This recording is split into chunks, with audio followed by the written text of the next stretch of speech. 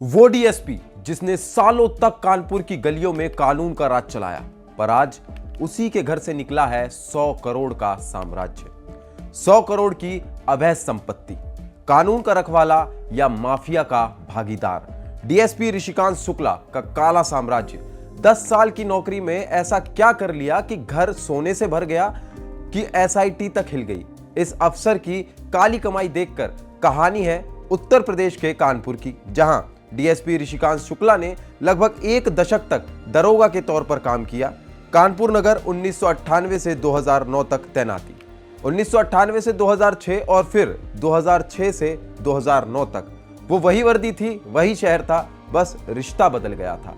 कानून से नहीं, कानून तोड़ने वालों से।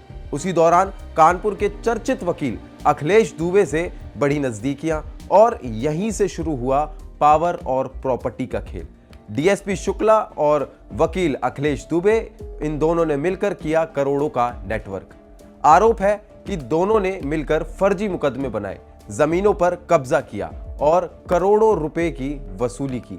शहर के लोग डरने लगे क्योंकि अब वसूली करने वाला भी वर्दी में था। एसआईटी की रिपोर्ट खुली और सबके होश उड़ गए। पता चला कि डीएसपी शुक्ला के पास 100 करोड़ की संपत्ति है, वो भी अपनी आय से कई गुना ज्यादा। एसआईटी जांच में खुलासा, 100 करोड़ की संपत्ति, 12 संपत्तियां, 11 दुकानें, सब बेनामी नाम पर। आर्यनगर में 11 दुकानें किसी देवेंद्र दुबे के नाम पर, 12 से 9 संपत्तियां सीधे शुक्ला के परिवार और साझेदारों से जुड़ी। कानून की किताब में इसे कहते हैं बेनामी का साम्राज्य, लेकिन आम भाषा में एक अफसर की लूट की कहानी। सच तब सामने आया जब वकील अखिलेश दुबे को गिरफ्तार किया गया। दुबे जेल में है, उन पर आरोप है लोगों पर झूठे पॉक्सो केस लगवाकर करोड़ों की वसूली की जाती थी। पॉक्सो केस का डर बनाकर वसूली का रैकेट। डीएसपी का नाम आया सामने, एसआईटी की रिपोर्ट में दर्ज। गिरफ्तारी के बाद जब पुलिस ने दुबे के फोन खातों और प्रॉपर्टी खंगाली तो परत दर परत खुला एक बड़ा सिंडिकेट, जहां पुलिस, वकील और पैसे सब एक ही धागे से बंधे थे।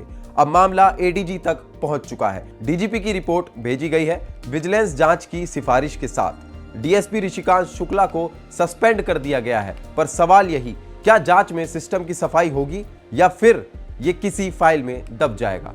कानून के नाम पर वसूली करने वाला अफसर, सिस्टम में बैठे वो लोग जो इंसाफ की कुर्सी को दलाली का अड्डा बना देते हैं।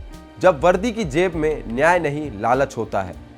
कहते हैं पुलिस का काम सुरक्षा है, पर जब सुरक्षा बेचने लगे तो समाज को कौन बचाएगा।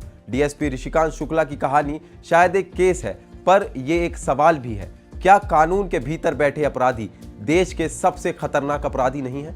हमारी ये रिपोर्ट आपको कैसी लगी हमें कमेंट में जरूर बताएं और ऐसी तमाम जानकारियों के लिए बने रहिए स्टेट मिरर के साथ।